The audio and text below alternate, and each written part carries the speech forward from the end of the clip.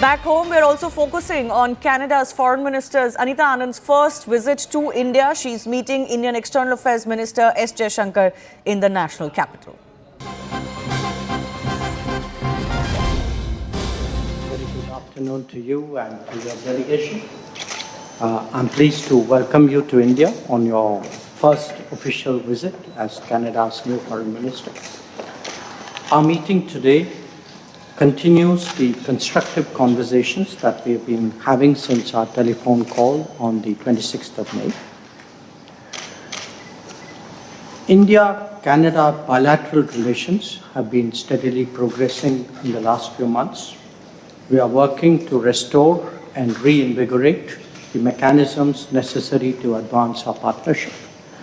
As Prime Minister Modi noted during his meeting with Prime Minister Carney in Kananaskis, India's approach is to move forward with a positive mindset.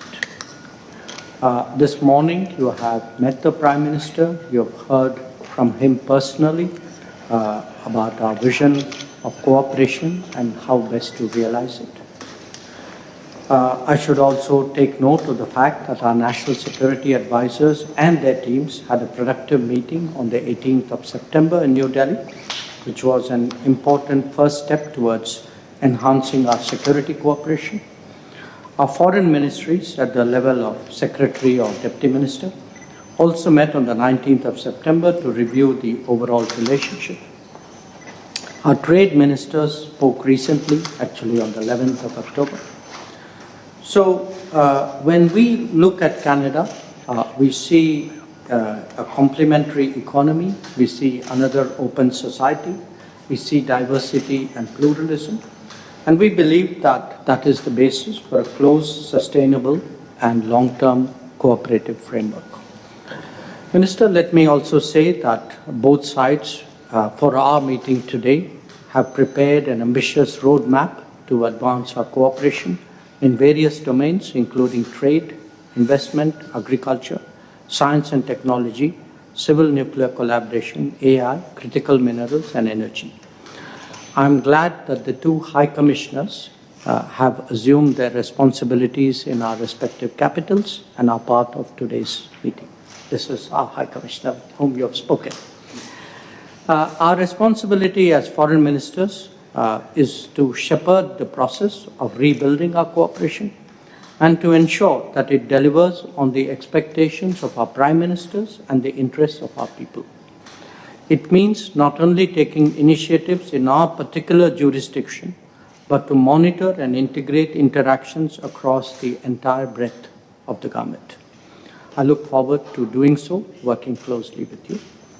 Minister, India and Canada have a long tradition of being active in world affairs. We are members of the G20 and the Commonwealth. Our convergences in the Indo-Pacific are notable. We are strong proponents of effective multilateralism, climate action, and SDG Agenda 2030.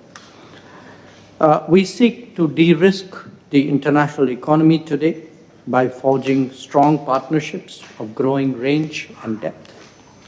Your visit, Minister Anand, affords an opportunity to review the global scenario and exchange perspectives. Lots on the table. My colleague Siddhant Mishra is also joining us with more on this. While a lot is set to be discussed between India and Canada, Siddhant, of course, mostly this meeting is extremely important because it's one in line of a resetting of ties that had really plummeted because of the Nijjar murder case. What more can we expect in terms of cooperation on that front? India has long-standing concerns when it comes to Khalistani groups operating from Canada. Well, that's right, Shivani. But this visit is very, very significant because this time the focus of Canada is on Indo-Pacific. The focus of Canada is on trade diversification. The focus is on energy and the focus is on security-related matters. So security is one of the elements which will be discussed between the two sides. Other than security, there are other areas, important areas, where Canada is looking for India's cooperation, or rather wants to deepen cooperation between the two countries. Now, from the very beginning, Shivani, if you look at Mark Carney's way of handling this issue of Khalistan and Canada's relations with India, in fact, in the run-up to the elections also, he gave a small soundbite, and he said that we want to do trade with India. That was his remark ahead of becoming the Prime Minister of Canada. Now, when he became the Prime Minister, there was immense pressure on him not to invite Prime Minister Modi for the G7 summit. Canada was the host of G7, which took place in Kananaskis. But he invited Prime Minister Modi because, and he did not succumb to the pressure of the extremist forces in Canada, because his government's focus is on economy, on trade, and perhaps they know that they want India, if they want to create more jobs, more opportunities, if they want to boost the economy.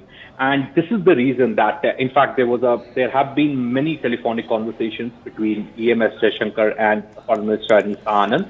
And this time around also, if we go by the readout, the Canadian readout, it very clearly mentions about Indo-Pacific, trade diversification, energy, and security. So, it is a 360-degree shift in the policy, in the approach of Canada towards India. During Trudeau's time, it was only security, it was only Khalistan, it was only, he was trying to, create issues with India so that he can he can consolidate the Khalistani vote and Khalistani money for his election. That was his goal. In fact, Shivani would like to take viewers back to the good old days of this relationship. Ahead of Trudeau starting diplomatic standoff between India and Canada, at that point in time also, India and Canada were almost on a verge of of discussing trade agreement. Right. But that could not happen because Trudeau started diplomatic row with India. Thank you, Siddhant, for putting this into perspective.